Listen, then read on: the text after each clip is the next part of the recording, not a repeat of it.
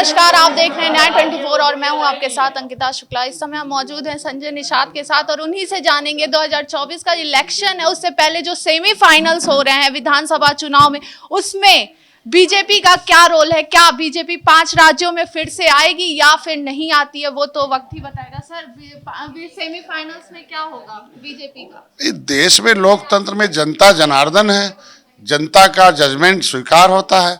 जनता के लिए काम किया हूं, इसलिए जनता वोट दे रही है। निश्चित रूप से हम 5 राज्यों में जीतेंगे। सर, दीपोत्सव का फायदा मिलेगा 24 के चुनाव में? भाई, हमने जो काम किया, दीपोत्सव भी किसी ने दीप बुझाया था, किसी ने भारतीय संस्कृति को नष्ट भ्रष्ट किया था, अंग्रेजों के मुगलों ने किया था, लेकिन पिछली सरकारों ने भी कोई कोर कसर नहीं डाला था। अगर भारतीयों की दिल का आस्था भारतीय परंपरा का जो है धर्म का केंद्र हो और इनकी जन आकांक्षाओं का केंद्र हो, उसको अगर हम राम मंदिर बना रहे हैं, काशी में हम उनको जो उनके साथ खड़े हैं, मैंने निषाद राज के किले को पर्यटक स्थल घोषित किया, भगवान राम निषाद राज की मूर्ति लगा के 20 करोड़ 38 लाख रुपए दिए हैं, इधर मथुरा में हो। तो आज दीपोत्सव अगर खुशहाली देश का है ना, ये दीपोत्सव मतलब होता समृद्धि आए।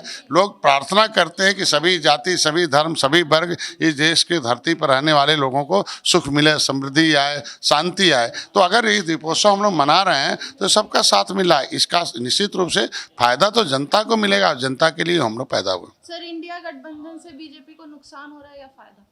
हम लोग न किसी के नुकसान न किसी के फायदे। जिसने नुकसान किया है उसको सत्ता से दूर करना और जो फायदा पहुंचे वो नीति बनाना। तो जिसके वजह से हमारे देश को फायदा हो, अर्थव्यवस्था 10वें नंबर से 5वें नंबर पर आए, उसके लिए मोदी जी को बैठाना। सर, 59,000 शिक्षक भर्ती का जो ये चल रहा है वो कब सुलझेगा? कब इन स्टूडेंट्स को उनका जहाँ न्यायालय में मामले हो जाते हैं, सर आए दिन तो मेरे बात, जहाँ न्यायालय, देखो, राजनीति और न्यायालय दोनों अलग अलग है। लोकतंत्र के विधायिका है, कार्यपालिका है, न्यायपालिका है।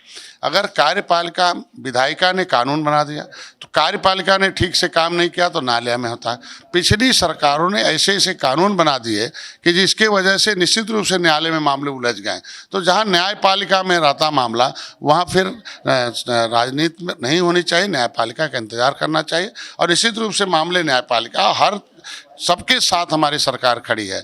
ऐसा नहीं कि हम शिक्षक में भर्ती होने वालों के साथ नहीं खड़ी है, उसके साथ हम साथ हैं, लेकिन भारत के कानून और संविधान के मुताबिक है। उसके लिए मैंने अभी टाइम दिया है कि माननीय मुख्यमंत्री के पास चलेंगे। मैंने बताया कि सरकार आपके साथ खड़ी है और इसकी समस्याओं का समाधान करें।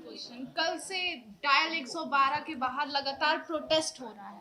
उनकी मांग है कि हमारा 4 साल से वही 12,000 का जो वेतन है उसको ना बढ़ाया जा रहा है, ना टाइम से हमें दिया जा रहा है। तो उसके बारे में आप क्या कहेंगे? वह पॉलिसी बनाया किसने? बनाया ना पिछली सरकारों ने। तो उसमें पॉलिसी में लिखा क्यों नहीं कि इतने दिन बाद बढ़ जाएगा, इतने दिन बाद बढ़ जाएगा?